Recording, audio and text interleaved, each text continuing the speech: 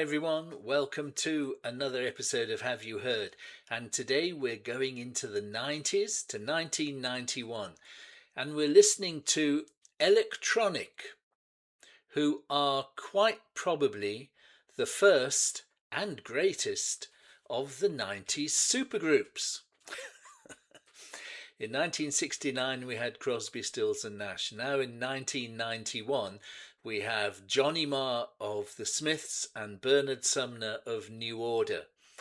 And they got together and created this album called Electronic. And we're listening to, I think, the second single off the album, but certainly the song that first brought the album to my attention. And it's called Get the Message. And it's absolutely wonderful. It combines the majesty of Johnny Marr's guitar playing with the songwriting nous and keyboard electronic capabilities of New Order legend Bernard Sumner. And it is such a wonderful song. Now, the guitars aren't histrionic, the guitars are not axe shredding. It's Johnny Marr being as tasteful as ever, and it just creates the most beautiful synth pop song, perhaps synth pop, but with so many guitars, so you can't really call it synth pop. Okay, it came out in April of 1991, this album. We'll talk about it afterwards. The album got to number 2 in the UK, but I don't think got too much promotion in the States, so it only went up to 109. The single, this particular song, got to number 8 in the UK, so did very, very well, and was a minor dance single hit in the States. So let's take a listen. It's called Get the Message. This is so good. If you're watching this, thank you so much. Please like, perhaps subscribe if you haven't yet. I'm sure you will enjoy this. Get the Message by Electronic.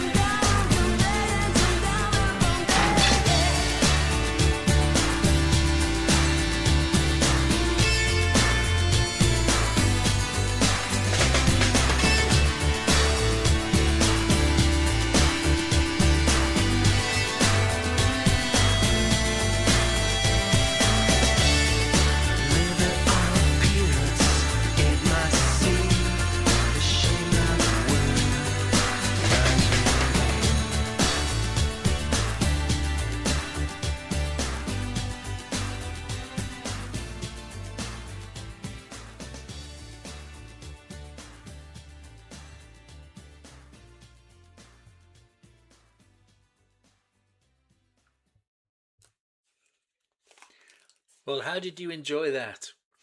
I hope you did. I loved it. Every time I hear that song, I love it. The backing vocals, by the way, by Denise Johnson there towards the end. Um, very, very tasty. Very nice backing vocals. You kind of think a little bit more might have been nice too. Wow. The guitar is so, so beautiful. Um, there's nothing like strummed acoustic guitars. It's so, so different in today's modern age, I guess. And yet it's so, so good. I mean, it takes me back to my favourite ever piece of acoustic guitar playing, and that's Justin Hayward on the single version of Question. From 1970, which we've done on the channel, by the way, the single version with the extended acoustic intro. Um, but yeah, I mean, it just starts with the guitar, and then the beat, the drum beat comes in. Now, I don't see any mention anywhere of anyone playing drums on this, so I'm assuming that it's an electronic drum kit or electronic drums programmed, and I mean, it just works perfectly, and that drum beat just stays constant throughout the song. And the song could get boring if that's how it is all the way through, but it just doesn't get boring because you have all of these layers that are built and built, and then some are taken away, and then something else comes in. And you saw me pointing to my ears throughout the song. You just hear a little guitar piece there, then another little guitar piece there. Then you hear a synth in the background, and then you get the bass come in. And I don't think that's an electronic bass. I think that's Johnny playing bass guitar, playing that bass line all the way through, which just fills up the bottom end so, so nicely. Um, Bernard's vocals, some people like them, some people don't. I think he's never been a natural singer or frontman, um, really, has he? But he was kind of forced into that role after the tragic circumstances of Joy Division, and the rest of the band became New Order, and he was kind of forced into singing. Um, he's kind of speaks more than sings half the time, and it fits this particular song absolutely beautifully. I think it's absolutely great. The synthesizer in the choruses, and then that whole synth in the middle eight section. Oh, so good. And then, of course, um, you have the fade out. What a lovely song. What do you think? Have you heard this before? Is this your first time? Are you Smiths fans? Have we just done one Smiths song on the channel? We have to do more.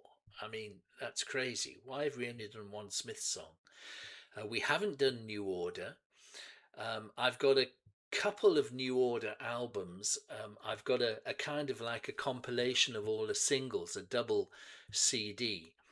Um, and I've got a later album in the 2000s, which has a couple of tracks on which are almost guilty pleasures. I feel like I ought not to like them, but I do. Maybe we should have a guilty pleasure day and just play a song or two that you kind of think, well, it's not cool to like this, but you know what? I actually do like them. If you have any guilty pleasures, please let me know in the comments. Okay, that's electronic. Let's get the message. Wow, what a song. And I was just thinking there's another song I want to do. Feel Every Beat is another song that I'd like to do from this particular album. It's the final song. Um, it is so, so catchy. Really, really good. I think we should do that sometime. Um, of course, this was made in 1991 when the guys were on a break. Johnny, of course, wasn't with the Smiths anymore. They packed up in, what, 87. But he was so busy doing solo stuff and guesting on lots and lots of other people's music. Uh, so he had time. And in fact, Bernard started this whole project. He was taking a break from New Order. I think they were having a bit of a squabble about sampling and what direction to take in the early 90s. I think that soon got fixed. But he was taking a break and wanted to do a solo album. But he needed a bit of help on a couple of tracks. He needed some assistance, and he called in Johnny. And of course, it became a duo, and they started doing this whole album. And then they got a couple of tracks where they collaborated with Neil Tennant and Chris Lowe of the Pet Shop Boys. So you've got a couple of they've got one song where Neil Tennant sings. You've got another song where Neil and Chris both play. So two of these songs are four of them all collaborating together. But the rest, the bulk of the album, is just Johnny and Bernard. Um, great album. They did two more at various times in the 90s. I have not heard them, but I've just seen that they're on Spotify. So I'm gonna, when I've got some spare time, I'm going to investigate those two albums. They weren't as successful commercially, I know that, but I think critically they were very well received. So it'll be interesting to hear what those are like. But yeah, thank you very much for watching today. Um, Please, as I say, like the video if you enjoyed it. Subscribe if you haven't subscribed yet. Our subscriptions are over 700 now. Yesterday's second tool video has generated another 10 subscribers. I am so excited and delighted to welcome tool fans to the channel.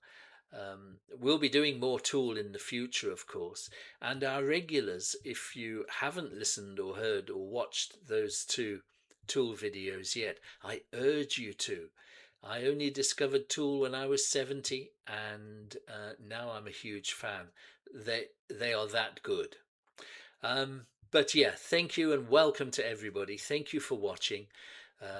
If you have some spare time, go onto our Patreon. It's free of charge, and there's some full album reviews to look at there. And Buy Me a Coffee gives you the opportunity to request a song if you'd like to do that. But in the meantime, I just want to say thanks for watching today. Have a great rest of the weekend, and I look forward to seeing you on our next video, which will be tomorrow. But until then, cheers everybody.